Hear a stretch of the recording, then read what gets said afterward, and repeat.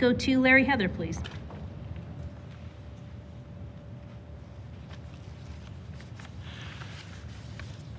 There was a slide that I submitted. Is it there?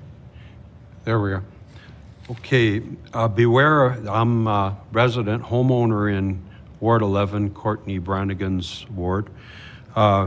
Beware of him who creates a crisis and then proffers a ready-made solution. I begin by offering a key insight from the time of Solomonic wisdom. During Solomon's lifetime, Judah and Israel, from Dan to Beersheba, lived in safety, everyone under their own vine and under their own fig tree. That's land planning, and if you want to know where a residential one came from, it came from the Bible. Here we see King Solomon's optimal land zoning strategy that was applicable for his whole kingdom. Every family with its own land, a sphere of sovereignty over which they had control. They lived in safety because there was ownership title to property, which was not common property that could be intruded upon without notice or permission. Therein lies the basis for community stability, which provides a refuge from public disorder and chaos, such as nighttime LRT stations. Furthermore, the family was able to set up a productive enterprise from their land that could provide a steady income to independent sufficiency without the need of constantly depending on neighbors or the public purse. Imagine a society where the number of NGOs proliferates so that a virtual public supported army with ample working leisure time is able to amplify their voices within the civic bubble that we have here. The result is that the most productive citizens, the most stable, can no longer be heard over the din. Contrary to the Solomonic wisdom is the spirit of the Tower of Babel, whose denizens wish to make a name for themselves, not by spreading out, but by building upwards. Eventually, this results in six-city syndrome, such as Chicago, New York, Los Angeles, and now manifesting in Vancouver, Montreal, and Toronto. The planning class of Calgary includes the universities that must be called out for their malinfluence and studied detachment from the very heartbeat of Calgary's most solid citizens. If a person has done anything worthy of fame, they are said to have made a name for themselves. Their name is now treated with respect and handed down to subsequent generations. One such name in Calgary, that of the renowned horticulturist William Rowland Reeder, who transformed a bare cemetery hillside into an internationally acclaimed garden. R1 residential reserve communities are just such a legacy of the heart and soul of Calgary. There exist names of honor and also names of infamy.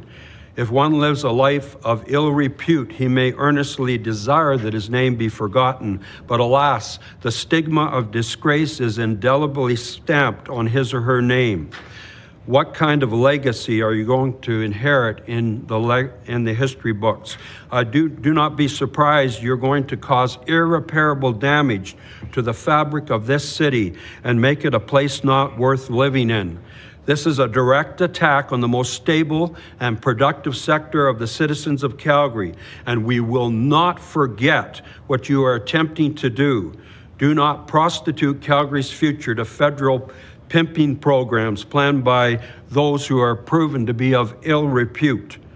Imagine a citizenry which no longer feels secure amidst their own community because of a constant flow of the unknown and culturally insensitive comers who constantly live a life out of sync with the community around them. Imagine the decrement of financial value in an R1 detached dwelling that ebbs away as the once valued qualities of life simply disappear from the community you have invested in. Imagine those who have lost this community and all like communities in the entire city. Living outside of the city becomes the only viable option for older and new residences. Blanket zoning will inevitably decouple land and living values after decades of hard discipline, earnings, and sacrifices.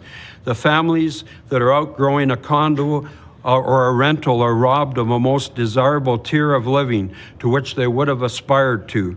Calgary essentially becomes brown sky country because of a lack of choice. The supposed panic of the moment, the tyranny of the urgent, crowds out and suffocates proven standards of family and community growth. The overvaluation of high density is seen in the suspension of the barren building conversion to residential, and it shows how much more expensive it is in compared to building greenfield in the first place.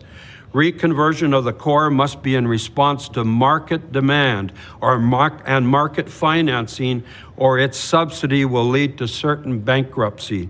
Moreover, the collapse of the monetary system is imminent and will stop subsidized planning in its tracks. The answer to urban rootlessness is not to make your most rooted population set adrift in confusion and uncertainty. Gardens and sunshine will become an uncertainty in any new purchase of an R1 detached dwelling that could be dominated suddenly by a behemoth development right beside it. The loss of safety for children in their own play spaces. Thank you very much, Mr. Heather. Your time is up. Thank you very much for your presentation. It's a pleasure to present. Let's go to